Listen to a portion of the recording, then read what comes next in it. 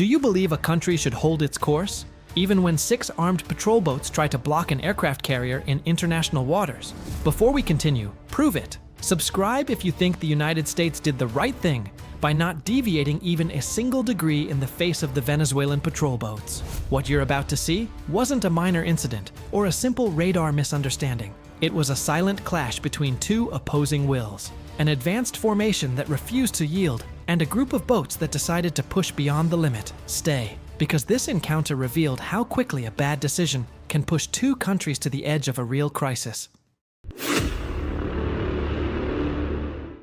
And exactly at 2030 local time, a massive silhouette emerged from the darkness of the Caribbean as if it had decided it was the perfect moment to give everyone a historic scare. With its lights off and its radars barely whispering, the USS Gerald R carrier strike group advanced south of Puerto Rico like a silent wall. Or like someone who knows no one for miles around can bother it. Over 18 knots and an attitude of, if you want to catch me, go ahead and try. To anyone watching from afar, it looked like just another nighttime transit. A huge ship moving calmly. Nothing special. Except that in reality, it was the largest US naval presence in Latin America since the Cold War. A small detail. On the Venezuelan coast, that gigantic radar signature fell onto equipment so old it probably should come with instruction manuals yellowed by the sun. Those systems picked up an echo so massive, it looked like a technical joke.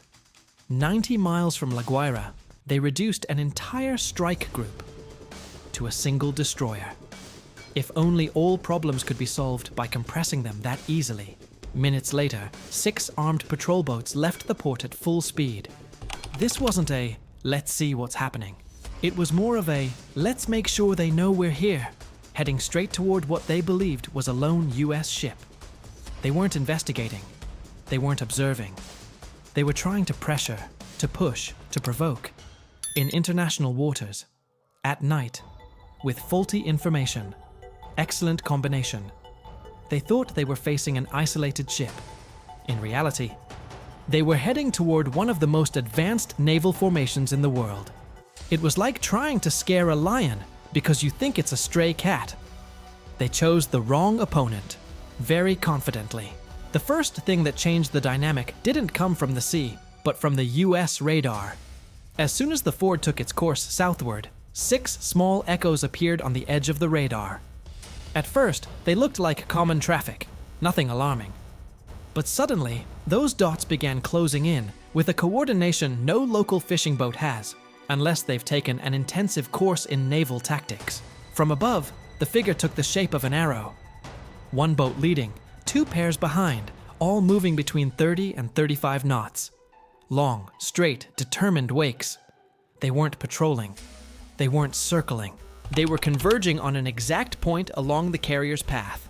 Within Venezuelan command, the error had already reached its peak.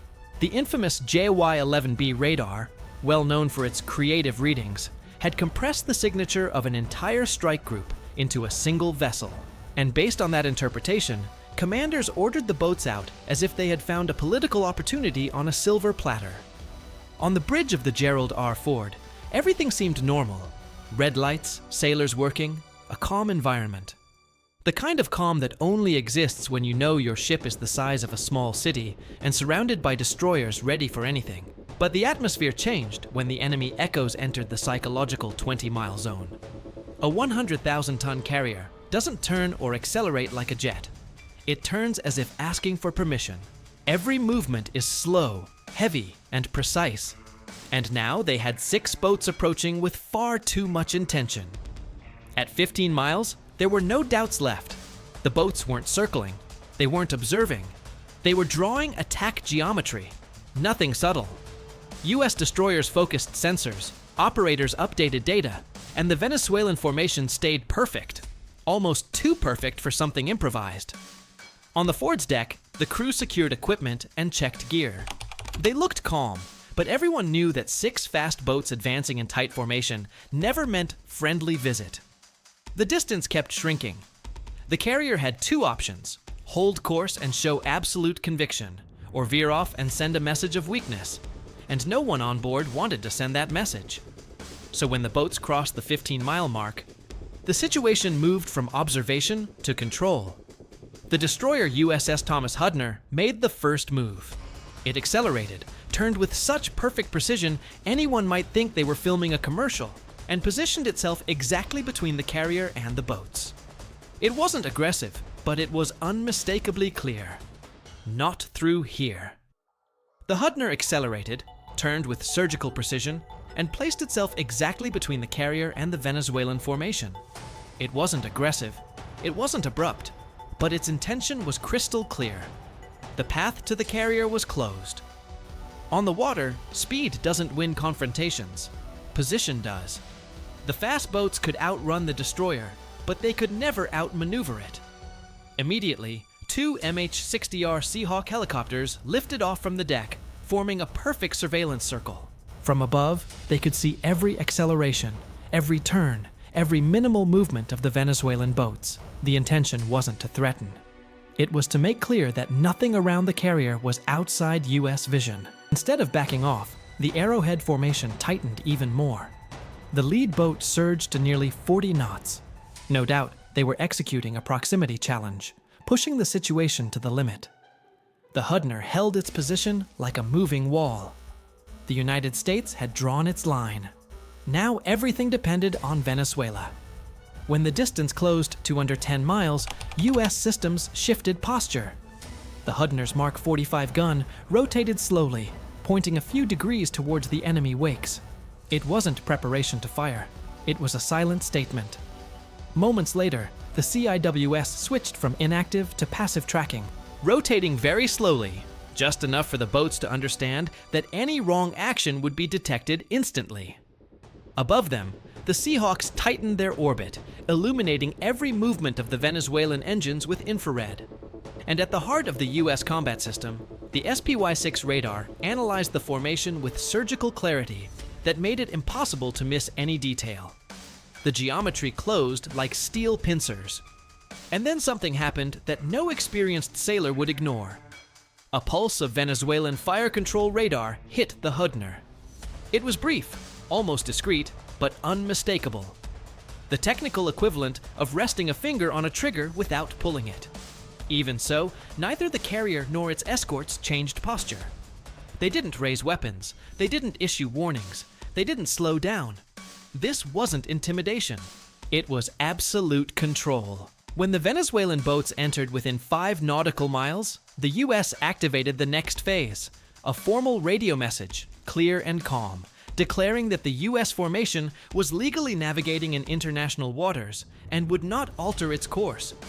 The Venezuelan response was total silence. And at sea, silence is not doubt. It is determination. The boats kept advancing as if they hadn't heard anything. As both formations closed dangerously, they entered what sailors call the gray zone, the point where any misinterpreted movement can trigger irreversible consequences. At about 1,000 meters, there was no room left for maneuvers without showing intention. Every gesture was a message, and still, the US group held its original course without turning a single degree. Suddenly, operators saw something on their screens. The speed of the Venezuelan boats began to drop, first to 25 knots, then 20, and finally to under 18. From above, thermal images showed shortening wakes and a formation pattern that loosened. The rigidity disappeared, and the US ships didn't move at all. The blockade remained intact. The carrier kept its path. The radio stayed silent, until finally, the Venezuelan formation gave in. The helicopters recorded how, one by one, the boats began widening their angle and turning slightly towards the coast, trying to make it look like normal patrolling. But it was already obvious. Venezuela had backed down. The United States had not. The geometry of the encounter told the entire story.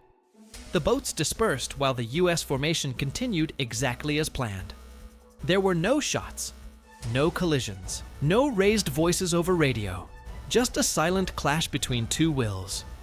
And while the Ford continued advancing with absolute stability, an unsettling question emerged.